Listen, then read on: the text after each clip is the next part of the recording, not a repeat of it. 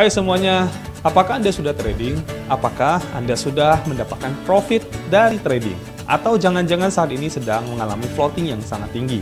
Nah, itu karena Anda belum memahami basic-basic dari trading. Ikutin kelas yang kami adakan dari CTC, Anda akan belajar tentang basic-basic dari trading, mulai dari teorinya sampai ke analisa teknikalnya. Saya yakin dengan Anda belajar dari kelas trading, nanti Anda akan memahami basicnya dan Anda pasti bisa akan profit. Nah, untuk kelas tradingnya, Anda bisa hubungi nomor yang tertera di bawah ini dan pastikan Anda dapatin jadwal untuk kelasnya. Welcome to CTC, a professional team for money. Halo Ko. Hai. Welcome. Lu yang welcome atau gue yang welcome? Gantian lah, gue yang welcome lu. Oh gitu. Ko, Ya. pusing nih pemberitaan robot trading aja. Banyak bro, gile lu. Scam ya, terus yang berapa triliun dengannya udah pusing banget lah. Ada yang 5, ada yang 20 ya. Ngeri liatnya. Lu gak kena aja pusing ya dengernya. Ya impact-nya kan ada bro. Ya enggak. Bener. Sekarang kalau kita ngomong-ngomong trading, sekarang coba apa respon orang? Wah, penipuan ya. Gila lu. Responnya kayak gitu loh. Nah ini kalau gitu gue nanya buat diri gue aja deh, atau buat sama orang-orang yang mungkin masih percaya trading ya. Oke. Gue kan lagi trading juga lagi kok, maksudnya masih terus lah ya. Ya kan. Cuma gue masih agak bingung nih, bagusan holding atau investing, holding atau investing, atau gue trading gitu loh. Jadi aktif jual beli gitu loh. Menurut lu gimana tuh? Masing-masing punya kelebihan sih. Ya, lu kalau holding atau investing gitu, itu kan sebenarnya sama lah, holding investing sama ya. Yang lu kejar tuh long term, kayak gitu. Dan kalau lu invest di koin yang tepat, terus koin itu to the moon ya, nah lu profitnya gila-gilaan bro, kayak gitu. Lu kan Shiba banget tuh. Iya, kapan to the moon kan? lagi ya? Lu kalau bicara, let's say 2021 awal lah ya, itu kalau semua orang tahu gue juga beli bro. Iya lah. Itu harganya cuman gila tuh, rendah banget tuh, ya kan. Dan gua cek total ya, Shiba itu mengalami kenaikan 43 juta %. 43 juta % sejak dia pertama rilis. Gila. Ya itu kalau lu kalau percaya dengan koin itu, lu holding, lu investing aja. Satu koin aja. $1 aja ya? $1 belum nggak nyampe bro, ya kan. Maksudnya ya lu kalau invest gitu, lu dapatnya banyak gitu loh, dapat banyak. Cuman gini, koin seperti Shiba dan mungkin beberapa koin yang sempat to the moon ya, itu kan hanya beberapa dibanding Sekian puluhan banyak. ribu Ya, koin yang sama-sama dirilis, ya kan, sama-sama pengen to the moon kan. Nah tapi kan yang berhasil kan dikit. Yang berhasil itu paling ya 0,01% dibanding yang total koin yang rilis kayak gitu ya kan. Fenomena lah ya bisa dibilang ya itu ya. Lu lihat aja kayak nggak usah bicara yang luar ya, yang token-token lokal deh yang baru-baru dirilis belum lama itu ya, kayak gua sebutin aja lah, kayak ASICS lah, apalah Angel Coin lah dan sebagainya. Coba lihat sekarang drop bro, ya kan. Komennya itu loh, balikan uang saya. Gue baca berita, ya kan. Gue baca berita itu ada yang invest sampai 22 juta rupiah ya. Itu di koin ASICS tuh, ya kan. Sekarang asetnya turun cuma tinggal 2 juta bro. Berarti dari dia buy-nya itu saat lagi tinggi-tingginya kan. Beli di ATH aja. Nah, jangan-jangan ATH dia beli ini. Dia turun sampai 90% lebih bro. 90% sih, iya gila itu. Dia tinggal 2 jutaan lah. Jadi asetnya tinggal 2 juta, bayangin aja. Jadi 22 juta. Berarti penurunannya gila-gilaan tuh. Ya kan? Nah, ya itulah resiko kalau kita holding atau investing ya. Tapi memang gini, ya dibanding resikonya, ketika lo invest kebetulan di koin yang tepat, ya itu hasilnya luar biasa. Kayak gitu. Taruh lagi nih, kita bicara probabilitas ya. Ya ini kan matematika nih ceritanya nih kan. Kita bicara probabilitas gitu ya. Misalkan gue invest nih di total 30 koin. Ya, semua koin gue invest misalkan $10. Berarti gue 30 berarti kan 300 total. Ya kan? Terus gue tutup mata aja lah, gak mau peduli lah. Itu mau gak jalan kayak sudah lah, habis $300 bro. Ya kan? Kalau 30-30-nya nggak ada yang jalan. Istilahnya token sampah nih ceritanya, nggak ada yang jalan, nggak ada yang naik dan sebagainya. Tapi kalau dari 30 itu ada satu aja yang kayak Shiba. Nggak usah kayak Shiba lah. Yang kayak Mana, Sen ya. Yang kayak gitu aja, yang sekali naik itu puluhan ribu persen gitu atau ribuan persen lah. Ya kan? Kalau $10 lu naik 1000%, itu paling nggak udah 10 kalau ke $1.000 ini. $1.000 kan? Nah, modal lu tadi berapa? 300 bro. Iya sih. Paling tidak lu cuan 700 lah kita bilang. Itu kalau dengan estimasi lu investnya kecil ya. 30 koin per koin tuh cuman $10. Kayak gitu. Nah, kalau ada satu aja yang naik sekian nih. Kalau Shiba lu hoki banget lah istilah bahasa gitu. Kalau satu dari 30 itu lu ketemu yang kayak Shiba, wah lu hoki banget lah. Ketemu mungkin, 2 yang kayak Shiba, wah. Sultan langsung bro. apa gitu. Iya. Maksudnya kayak gitu. Jadi kelebihannya holding investing itu adalah di situ. Makanya banyak orang yang mereka itu berani beli koin micin dan belinya bukan dikit loh ya. Maksudnya belinya itu per koinnya dikit tapi jumlah koin yang dibeli itu banyak. Berapa miliar gitu ya? Bukan, maksud gue gini. Berapa miliar koin? Jenis gitu kan? Koinnya. Jadi koinnya tuh banyak gitu loh bro. 30, ya kayak tadi gue bilang koin, 50 koin, 100 koin gitu loh. Dengan asumsi ya 1 atau 2 berhasil aja dari jumlah itu kan. Nah asumsi mereka begitu. Ape Coin yang baru kemarin tuh. Ya atau Ape Coin lah ya. Ape Coin juga naik tinggi banget bro. Gila tuh cepet banget. Nah masuknya kayak gitu-gitulah. Itu kan apa ya namanya. Orang yang berani itu high risk lah. High risk high return ya kita bilangnya. Jadi kalau yang nggak bisa naik ya sudahlah. Kayak gitu loh. Ya, dia juga udah. Biasanya orang kalau mau lakukan investing model begitu. Itu adalah orang yang mentalnya udah siap kalah. Kayak gitu. Nah ketika yang dia lakukan ada 1 atau 2 yang berhasil. Ya itu ya profitnya dia, cuannya dia gitu. Tapi itu long term bro. Pertanyaannya lu bisa sabar nggak? Setahun. Ya, lu bisa sabar nggak gitu loh kan? Lu kan nggak tahu nih kapan koin ini akan dipump ini ceritanya kan. Dan kalau kebetulan lu ketemu koin yang dipump ya bagus, akhirnya naik dong, ya kan? Cuma kan kita nggak tahu kapan koin itu akan dipump. Nggak jelas nih, kayak gitu kan. Nah, lu harus patient kalau kayak gitu, sabar. Ya lu harus bersabar setahun atau 2 tahun maybe atau 3 tahun maybe nggak tahu lah ya, tapi kesabaran lu membuahkan hasil. Beli tutup ya, buka buat beli doang. Ya cuman kalau gua sih nggak bisa begitu sih jujur aja. Gatel ya? Gatel bro, nggak bisa. Kalau suruh sabar selama itu ya gua sih better pilih trading sih.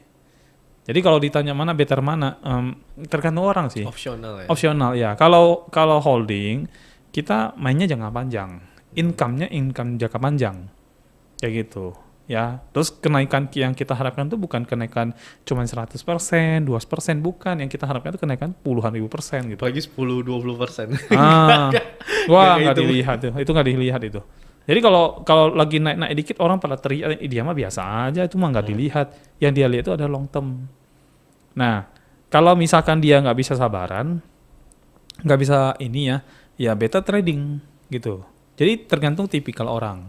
Kalau tipikalnya yang memang bisa sabar ya silakan ada holding investing. Itu oke, tapi buat gua nggak continuously gitu. Buat gua nggak konsisten gitu model begitu tuh. Nah, kalau gua pribadi sih lebih pilih trading bro. Karena gini, kalau orang yang holding mungkin dia dia mungkin punya bisnis lain atau mungkin dia punya banyak dana dan sebagainya ya yang bisa dia putar-putar gitu ya. Kalau gua nggak bisa, gua lebih pilih trading. Kenapa? Karena gua milih yang gua bisa kelihatan actionnya itu loh. Buy sell itu dalam waktu yang singkat tuh bisa terjadi. Lu jadi pedagang virtual lah sekarang. Gue lebih ke pedagang lah modelnya. Ya lebih ke pedagang gitu. Bukan gaya investor sih. Ya kalau gaya investor kan, wah dia taruh ya setahun 2 tahun kan dia sabar kan. Kalau gaya gue nggak bisa begitu sih. Gaya gue tuh lebih ke ya pokoknya gue beli habis itu naik gue jual gitu loh.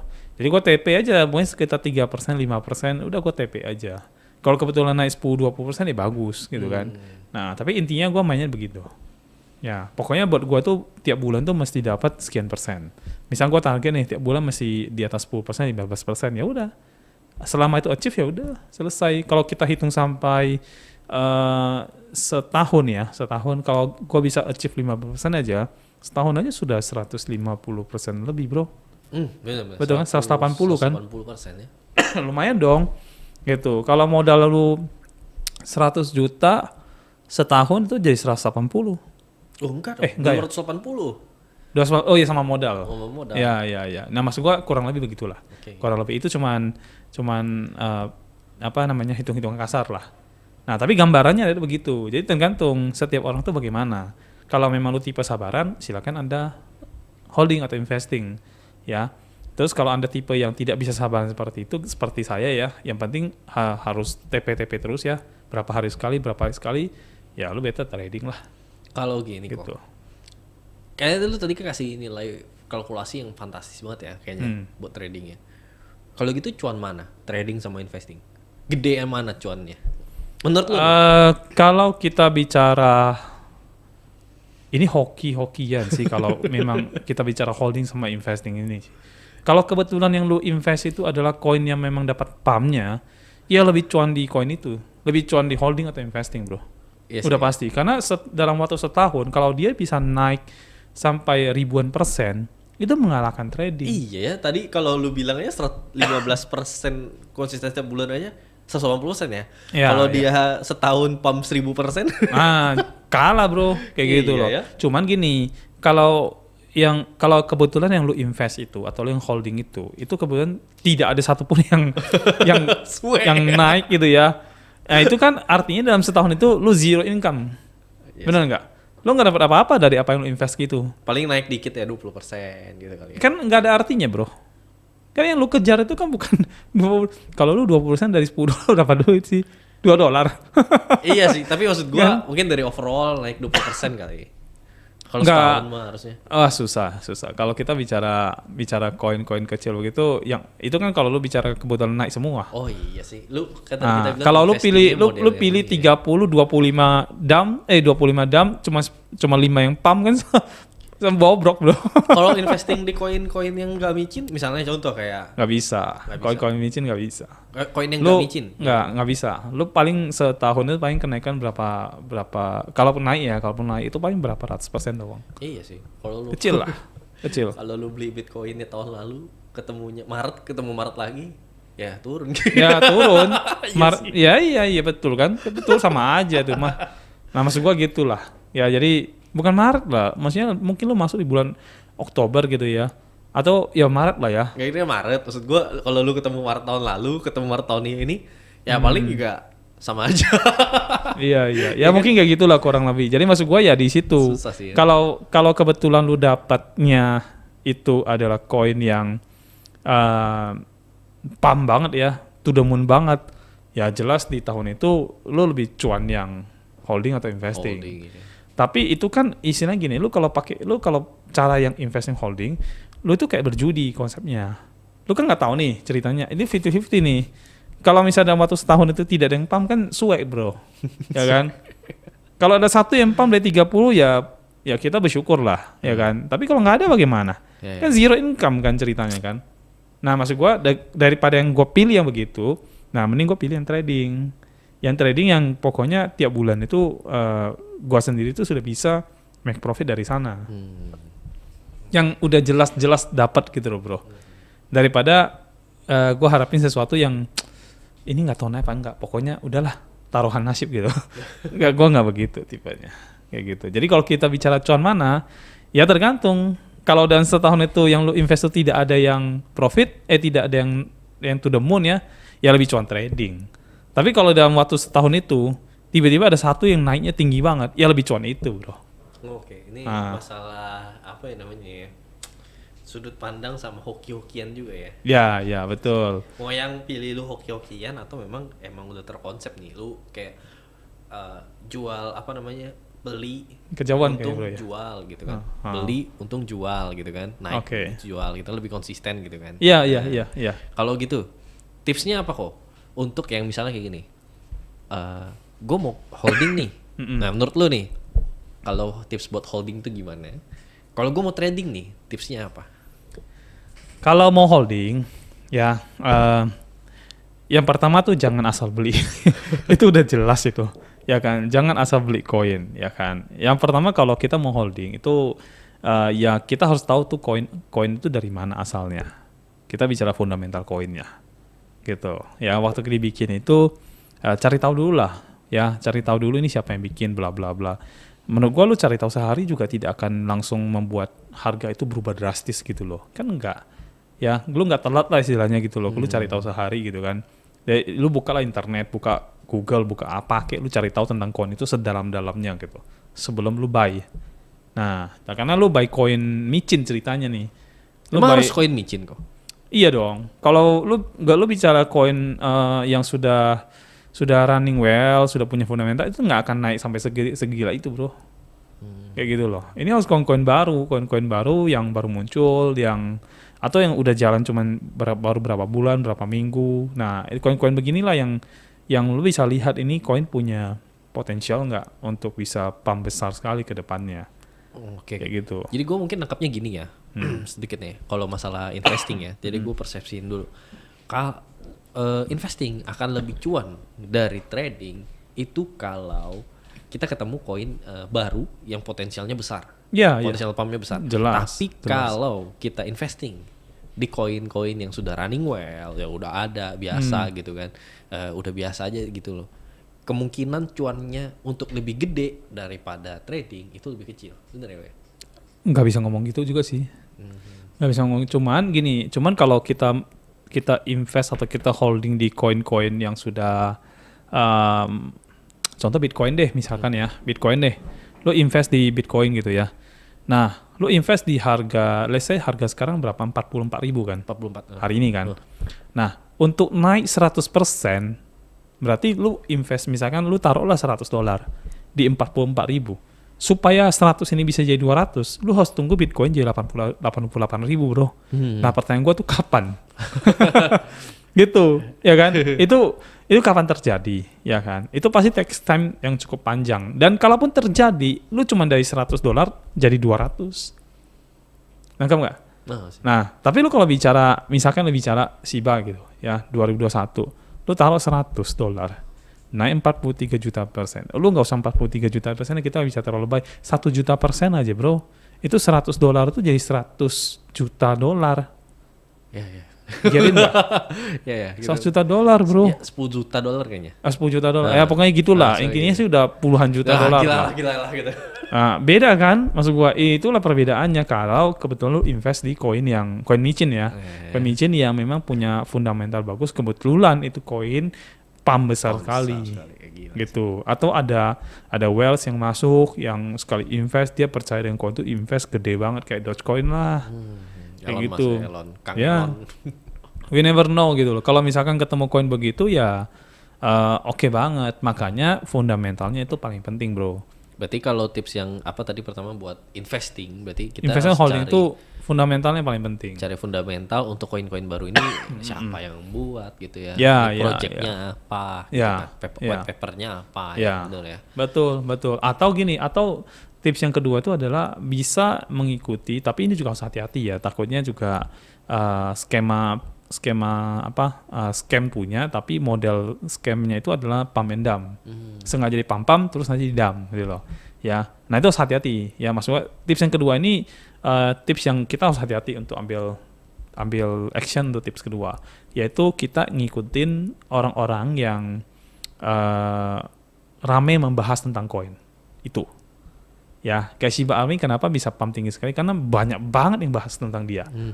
Ya kan, banyak banget ngepom gitu loh. Bahkan di YouTube aja banyak YouTuber itu ngomongin tentang itu gitu. Setiap hari. Every day kan. Beritanya ada setiap hari. Gila. Betul. Bahkan ada yang sampai bikin yang nggak benar dan sebagainya. Intinya sih buat ngepom-pom dia lah, intinya begitu. Nah, tips kedua itu adalah boleh ikutin kalau misalkan lagi koin ini lagi banyak dibahas orang, nah itu mungkin boleh masuk. Ya, tapi itu hati-hati ya, takutnya kena pump and dump scam. Kena gitu. Rug pull lah bahasanya. Atau rug pull lah, ya terserah lah. Maksudnya apa, intinya itu berpotensi untuk scam. Kalau ikutinnya begitu, tanpa kita pelajari fundamentalnya. Paling baik jelas fundamental. Ya, jadi kalau tips dari gua sih ya, kalau untuk holding investing tuh ya, sebelum lu invest ke koinnya, walaupun investnya nggak besar-besar banget, paling tidak lu cari tahu tentang koin itu. Oke. Ya, gitu. Tips trading kok? Nah, kalau trading, gua kan mainnya di spot aja. ya kan. Di podcast sebelumnya juga udah ngomong nih, gue cuma mainnya di spot aja, gue nggak main di future, nggak main di margin, ya. Jadi kalau misalkan untuk tips trading yang di spot, kalau mau profit konsisten, berkelanjutan, ya, simple kok. Itu kayak lu kayak dagang kok. Intinya lu ketemu barang murah lu beli aja, asalkan barang itu jelas. Lu harus analisa dong berarti. Iyalah gini. Pokoknya lu kalau tadi kayak podcast sebelumnya kan gue ada bahas ya, maksudnya gini. Gue bilang kalau misalkan kita itu pedagang, gue lagi bahas yang tentang minyak goreng bro, yang lagi panas-panas sekarang ya. Nah gue bilang kalau minyak goreng itu, misalkan gue pedagang minyak goreng nih, minyak goreng itu kan banyak merek kan. Kalau gue dagang kripto itu kan banyak merek, ya kan. Nah, ilustrasinya sama lah ya. Ada merek A, merek B, merek C, merek D. Kalau gue pedagang minyak goreng, menurut lu kira-kira ya, gue tahu nggak harga-harga minyak goreng itu brand-brand itu? Tahu. Pasti tahu dong. Nah kalau misalkan minyak gorengnya lagi murah, gue tahu nggak harganya minyak goreng A itu lagi murah atau lagi mahal? Tahu. Itu karena gue pedagang minyak goreng. Nah sekarang kalau gue trader kripto, harusnya gue tahu atau tidak harga sebuah koin itu lagi murah atau tidak? Harusnya tahu. Harusnya. Kalau gue nggak tahu berarti gue bukan trader. Sesimpel itu. Harusnya tahu ya kan. Nah jadi dengan kita tahu harga koin itu, maka kita tahu koin itu lagi murah atau lagi mahal. Konsepnya spot itu gampang kok, cuman buy low, sell high. Itu juga sudah dikasih tahu banyak orang. Cuman gini, ada orang-orang yang bingung aja, Pak, buy low. Low-nya itu di mana, Pak? Ya, low-nya di mana tuh karena Anda tidak ngerti tentang koinnya. Gitu kan? Sekarang tadi kayak di podcast sebelumnya gue juga bahas. Botol air mineral 600 ml harganya berapa, Bro? 4.000 lah. Oke, 3.000 4.000 lah, benar nggak? Ya kan? Sekarang kalau gue bilang gue jual sama lu nih, ini ada satu botol air mineral 600 ml 1.500. Gue beli banyak. Nah, gue nanya lu punya berapa? Itu karena apa? Karena lu tahu banget harganya, bro. Sesimpel itu kan. Kalau lu tahu harga barangnya, kalau lu tahu barangnya, lu tahu harganya. Kalau misalkan ada orang nanya nih, jadi yang dimasuk murah itu harga berapa? Berarti lu nggak tahu barangnya. Ya kan baru kok. Maksud gue, kalau dia baru mau jadi trader? Nggak bisa, lu harus pelajari dulu koinnya dong. Masa iya lu mau jual minyak goreng, lu nggak pelajari harga-harga minyak gorengnya? Iya sih, itu sih. Kan gitu bro. Orang keburu nafsu ya kalau iya, kebanyakan orang itu. Kebanyakan orang itu. Kayak gue trading gue. Enggak, gini. Kebanyakan orang itu kemakan isu pertama. Yang kedua tuh ikut-ikutan. Yang ketiga itu mungkin karena terlalu banyak pengalaman. Terlalu pintar gitu ya. Jadi analisanya terlalu banyak bener. Sampai dia sendiri pusing bro. Keblinger gue. Nah akhirnya nggak ada satupun yang dia benar gitu jadinya. Nah versi gua tuh simple, lu buy low sell high aja udah. Buy low itu lu tentuin sendiri, karena buy low antara satu orang dengan yang lain itu belum tentu sama. Kecuali kita sama-sama pedagang minyak goreng. Iya kan, itu aja bisa beda kok aku bilang. Iya, well, prinsip cari cuannya beda persentase loh. Ya, tapi kan intinya gini, harga murah itu kita sama-sama tahu lah. Walaupun beda angka doang, tapi kan persepsi murahnya itu udah memang sama-sama udah murah gitu loh. Tinggal gitu aja. Jadi kalau memang ketemu koin yang memang lu udah tahu harganya, lu cek harganya, dia pernah tinggi berapa, pernah rendah berapa, sekarang harga berapa, dari situ kan lu tahu ini koin murah atau tidak. Kalau murah ya lu silakan buy. Kalau lu buy pada saat cheap, ya udah pasti lu make profit, bro. Okay. It's very logic gitu maksud gue. Inilah trading. Trading itu dagang. Ya inilah dagang gitu kan. Dagang itu di mana-mana, yang pedagang itu di mana-mana itu cari barang murah untuk dijual ke user. Semakin murah semakin bagus, cuman kan syaratnya semakin murah itu barangnya semakin banyak. Lu kalau ambil sama agent kan 10 biji boleh lah. Lu kalau ambil sama distributor kemana bisa 10 biji? 100 lah, ya kan? Lu kalau ambil sama pabrik nggak bisa bro, 10.000 lah gitu loh. Nah maksud gitu, tapi kan harganya lebih murah. Ya betul. It's very logical. Harga satuannya lebih murah. Ya, jadi buy low sell high aja. Nah mengenai buy low-nya berapa nggak bisa ngomong. Itu tergantung lu kenal koin itu seberapa dalam. Semakin baik, ya semakin lama, semakin kenal ya semakin baik. Intinya begitu sih. Oke. Berarti dari yang gue obrolin sama lu dari trading, investing atau dari investing atau trading, gue sih tertarik masalah trading gitu ya gue ya. Ya. Nah, sejauh ini, menurut lu lebih oke trading manual apa pakai robot? Karena kan gue udah tertarik banget nih maksudnya. Pasti banyak juga. Hebat. Jadi daripada gue hoki-hokian gitu maksudnya gini. Daripada gue hoki-hokian investing belum tentu pump juga kan. Udah lah gue trading aja nih yang potensinya ya gue nggak muluk-muluk lah 10-15% sebulan. Berarti kan setahun bisa 180%-an lah maksimal kan, bener kan? Nah, lu tradingnya enak manual atau pakai robot? Gini. Kalau manual ada kelebihannya, ada kekurangannya. Bot itu juga sama, bro. Lu kalau manual nih, ceritanya lu manual nih. Manual tuh emosi lu dimainkan.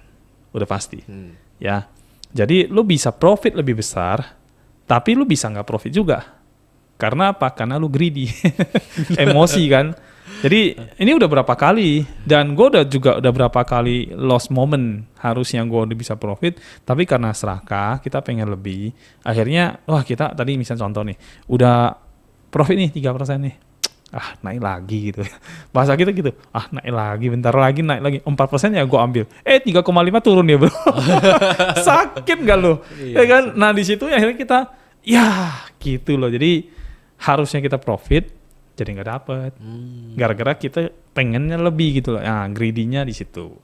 Atau yang waktu turun kita pikir ini bakal turun lagi. Gue tahan dulu lah, nanti baru beli gitu ya. Dia naik bro, kesel kan akhirnya kan. Nah, manual itu kelemahannya di bagian ini gitu. Tapi kalau misalkan kebetulan yang kita misalkan kita waiting nih, nanti naik 5% gitu. Ternyata dia naik 6% bro. Cuannya lebih banyak kan gitu. Sama aja dengan waktu turunnya nanti kalau dia misal Bitcoin yang 44 sekarang, nah nanti dia turun 38 gue beli nih. Ternyata waktu gue lupa lihat, pas gue lihat 36. Hoki bro kan gitu ceritanya.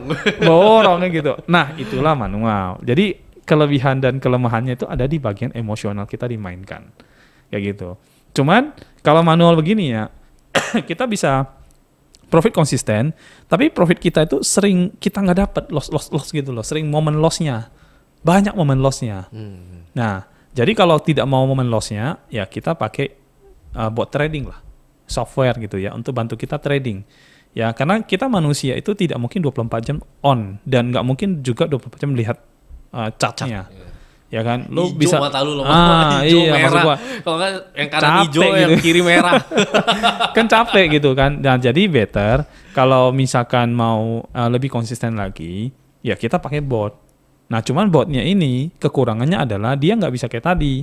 Kalau kita nanti naik lagi gitu ya. Nanti 6%. Ternyata naik 6%. Gue bisa lebih profit lebih banyak. Nah, kalau bot itu nggak bisa. Kalau bot itu udah sesuai dengan settingannya. Kalau settingannya udah ambil 3%, maka 3% udah diambil. Kecuali ya ada kondisi tertentu yang dia bisa ambil lebih gitu kan. Itu pun tergantung rumusan dari softwarenya. Kalau softwarenya dibikin rumusannya bagus, maka dia bisa follow up-nya. Nah itu mungkin bisa lebih besar cuannya. Tapi ya tetap aja ada momen tertentu dia harus udah sell. Nah waktu dia udah sell naik lagi ternyata. Ya kan. Nah jadi profitnya agak kurang. Cuman ya daripada nggak ada sama sekali, mending ada kan, mending ada kecil tapi konsisten kan. Nah, maksud gua gitu, ya konsistennya di situ. Termasuk turunnya begitu dia udah kena sesuai dengan rumusan dia buy. Dia nggak ada cerita nanti turun lagi, nggak ada begitu bro, karena nggak ada emosi kan. Nah itulah kelebihan dari bot trading dibandingkan manual. Jadi kalau disuruh lebih baik pilih mana, gue pasti akan pilih bot trading. Tapi gue juga akan lakukan manual trading. Tetap ya? Ya, karena ada momen-momen yang kita itu harus turun tangan sih. Ya, bot trading biarin dia jalan aja. Ya kan, cuma manual ya kita ada momen tertentu kita masuk. Kayak gitu. Bot trading ini soalnya ada apanya ya? Ada batasan dia. Ya kan? Beda dengan kita manusia lah. Kalau kita manusia kan anytime kita mau masuk lagi bisa. Kalau buat trading ya sesuai settingan, sesuai dengan ketahanan modalnya, bla bla bla, kan udah diatur begitu. Ya dia akan jalan dengan konsisten seperti itu. Nah cuman kalau ini aja bisa konsisten bagus, ya sebenarnya ini udah nggak perlu. Gitu. Tergantung ya, sekali lagi tergantung. Kalau misalkan modal tradingnya udah besar sih, ya ini lupain aja lah. Level lu capek-capek jaga-jaga chart lagi bro. Iya sih. Aduh, mata lu nanti hijau merah lagi. kiri hijau, kanan merah. Kalau lagi bear merah dua-duanya. Iya betul. Itu emosional loh. Kita boleh begitu. Itu bisa nangis yuk. Bisa nangis. Gue lihat ada. Nah ini juga psikologi trading ya. Kalau sekarang tuh justru kalau dia banyak hijaunya gue nggak senang bro. Ya kan. Cuman kalau takut loh. Gue takut loh belinya. Iya takut belinya karena ya kan. Tapi senang jualnya kan. Iya. Gitu. Jadi kalau dia banyak hijaunya kan orang lain happy tuh. Ya kan. Kalau kita ya kita happy untuk jual, tapi kita nggak happy untuk beli. Kayak gitu. Kalau bisa kita harapin, ya lu merah aja kayak. Jadi lu turun aja, lu turun naik dikit, lu turun naik dikit, gitu, turun naik dikit, kayak gitu aja gitu loh. Kalau perlu lu volatilitasnya di situ-situ aja, kayak gitu. Lu nggak usah terlalu naik, nggak usah terlalu turun. Nah kalau dia main di situ, itu profitnya gila-gilaan sih itu. Gitu. Kalau bisa begitu ya. Cuman kan ya market kita nggak bisa tebak bro. Iya sih. Gue kemarin seneng nih ada teman juga bilang kan ya ini mah lagi dipom-pom sama Wells katanya supaya apa, supaya market itu masyarakat nggak kecewa. Masa udah pakai trading di kripto gitu nggak ada hijau-hijaunya, merah aja gitu. Lama-lama out semua, dia nggak dapat pasar juga kan Wells. Kalau enggak lah, kalau gue bilang sih nggak begitu sih. Itu kan ya tergantung orang punya argumen ya. Kalau argumen gue nggak begitu. Kalau argumen gue itu adalah gue misalnya pernah ada teman, lu kenal juga lah ya. Dia kan cuma bilang begini doang. Market itu ya cuma dua. Kalau nggak naik ya turun gitu kan. Kalau nggak turun ya naik kan gitu doang. Kalau dia turun ya berarti ada waktunya dia naik. Kalau dia naik terus ya ada waktunya turun. Kan seperti itu bro. Buktinya tuh Bitcoin pernah ATH tuh 69.000. Tapi sekarang berapa? Sekarang 44. Tapi pernah 30-an nggak pernah. Kan artinya dia naik turun aja sebenarnya. Nah sayangnya kita itu kalau baru join dunia trading, belum ngerti dunia trading, nah kita tuh kayak nggak ngerti trading dan nggak sabaran. Maunya hijau aja. Emosi kita dimainkan karena bagaimanapun kan gini, orang itu kan kadang kita nggak tahu ya, kita nggak tahu orang nih. Ada orang yang dia masukin modal tuh benar-benar pakai modal terakhir dia. Jadi harapan dia itu udah pasti mau cuan gitu loh. Iya. Nah ketika marketnya merah itu identik tidak sehat, tidak baik gitu. Bahasanya mereka begitu kan. Jadi wah merah, mereka punya mental bisa ikut merah bro. Sedih. Nah ikut drop gitu loh, istilahnya begitu. Nah inilah yang ya gitulah, orang harus ngertiin dulu sih maksud gua sih. Kalau dia ngerti konsep trading spot market, maka sebenarnya dia nggak perlu khawatir sih sebenarnya. Dan kalau dia ngerti, dia tidak akan salah beli lah, ya kan? Nggak ada pedagang yang beli barang itu sama pedagang lain, dia beli dengan harga user terus dia mau jual lagi. Ya mau gimana jualnya, untungnya lu dari mana selisihnya, gitu loh maksud gua. Ya kan, lu kalau cari barang itu jangan ke pedagang, lu cari barang ke agent, distributor tunggal atau ke pabrik, lu carinya. Lu jangan cari ke penjual, jangan cari ke toko sebelah. Jadi lu dikasih harga konsumen. Udah mereka cuan. Iya, jadi kapan lu cuannya gitu loh. Jadi harga murah lu di mana gitu, nggak ada kan. Gitu. Tapi kan syaratnya kalau lu ambil barang dari pabrik lu harus ambil banyak. Tontonan kan. Kalau satu kontainer gitu. Gitu. Baru bisa dapat harga murahnya. Nah, sekarang ya lu orang tinggal praktekkan aja. Kalau dia mau praktekkan begitu, ya kalau manual ya, dia praktekkan begitu, dia bisa profit sih. Ya cuma emosinya dimainin gitu. Profitnya mungkin bisa lebih besar, mungkin nggak dapat profit. Lo kalau pakai robot trading ya lebih konsisten, tapi daripada nggak dapat ya mending sekalian konsisten aja. Itu sih kalau gua sih berpikir begitu ya. Di luar dari bot trading ini banyak scam bro. Di luar dari itu ya. Iya, gue bingung juga nanti kalau dia bilang bot trading scam nanti gimana tuh. Susah ya sekarang ini kan terlalu banyak oknum ya, gue bilang ya. Kan kita udah pernah bahas ini juga ya, gue bilang scam ini jadi masalah gitu loh. Karena industrinya itu lagi berkembang, lagi heboh, ya kan. Nah ketika industri lagi berkembang, lagi heboh, ya jelas lah ada orang-orang yang memanfaatin, ya kan. Karena tidak ada industri yang tidak ada industri yang nggak ada penjahatnya. Ya kan bener, semua industri itu ada gitu loh. Nah kebetulan industri yang di trading ini besar gitu loh. Mereka himpun dananya besar, kasusnya besar, akhirnya pemberitaan di mana-mana dan melibatkan banyak banget orang bro. Berarti kalau buat trading itu kuncinya jangan sampai kita himpun dana ya. Maksudnya yang ngikutnya tuh yang himpun dana tuh jangan gitu ya kok ya. Gini, kalau lo disuruh store ke si A ya, itu better jangan ikut deh. Iya. Intinya begitu dah. Kalau ngehimpun dana atau nge-store ke perorangan gitu ya. Iya, perorangan ataupun company lah, yang company juga nggak jelas gitu ya, lebih baik jangan lah. Company jelas aja bisa bermasalah kok. Jiwasraya, Indosuria itu juga bermasalah kan, sama aja itu plat merah loh. Kayak gitu. Maksud gue ya kayak gitu-gitu aja bisa bermasalah. Jadi better kalau bisa lo trade dengan dana yang lo pegang sendiri. Kayak gitu. Kalaupun ada softwarenya itu ya kebetulan di crypto itu kan ada binding API ya. Nah, jadi lo binding aja untuk trade. Jangan yang apa, pokoknya jangan titip dana lah. Itu udah paling penting lah, krusial banget lah itu lah. Ya, yang penting lo jangan titip dana, itu pertama. Dananya sudah exchanger. Ya, yang kedua adalah lo kalau mau masukin uang, lo harus masukin ke broker atau exchangernya ya, yang udah punya nama besar, gitu. Sama aja kayak lu masukin uang ke bank. Ya lu kalau masukin uang ke bank ya carilah bank yang besar gitu ya. Jangan tiba-tiba ada bank daerah muncul, ya nggak terdaftar di BI, lu masukin uang ke situ. Banyak lagi. Ya capek dah itu, ya sama aja bodong gitu loh ya. Itu sama aja lu bisa dibawa kabur gitu loh. Nah jadi lu kalau mau simpan uang, simpanlah di bank-bank besar gitu loh bahasa gua. Kalau bisa nomor 1 ya lebih bagus. Kan gitu. Nah sama aja dengan lu pilih broker, lu pilihlah broker yang namanya besar. Tahu dari mana Pak nama besar? Searching di Google lah. Segampang itu gitu loh, ya kan? Broker nomor 1 di Indonesia siapa gitu. Kan nongol itu. Ya kan, listnya nongol. Kalau misalkan kita mau ke Bapak ditanyain, "Pak, itu broker nomor 1 Indonesia yang mana Pak?" Gitu aja. Bisa invest yang bener lah gitu. Iya kan? Nah, tapi kalau kita tidak, misalkan kita cari broker yang bukan di Indonesia, lu searching by Google lah. Gitu. Paling gampangnya kalau lu cari yang kripto itu lu ketik aja exchanger atau broker nomor 1 di dunia gitu loh. Number 1 exchanger in the world gitu loh. Atau number 1 exchanger crypto in the world. Akan muncul kok datanya kok. Dan itu data bisa kita percaya dan kita bisa lihat berapa transaksi dia, seberapa besar kapital yang dia tradingkan dalam 24 jam. Volume perdagangan. Volumenya, iya. Kan kita bisa tahu. Kayak kalau di Indonesia misalnya contoh ya, perbankan BCA nih. Kan kita bisa tahu dari laporan tahunan dia. Ya, berapa banyak nasabah dia, berapa putaran uang di dalam itu kan kita bisa tahu semua. Iya sih, bener sih. Nah, kalau udah seperti itu ya agak kecil kemungkinan untuk scam lah.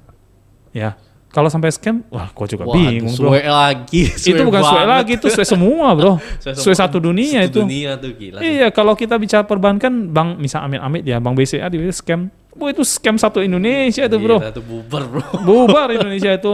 Nah maksud gua gitu. Jadi lu kalau investnya, taruhnya uangnya di broker yang udah punya nama, harusnya potensi scamnya itu agak kecil lah. Ya apalagi lu bukan titip ke orang gitu loh. Gue udah berapa kali udah diminta sama beberapa orang itu, "Pak, kalau enggak kasih bapak trading kan." Saya nggak mau, saya bilang. Gitu. Saya nggak mau, lebih baik Anda trading sendiri.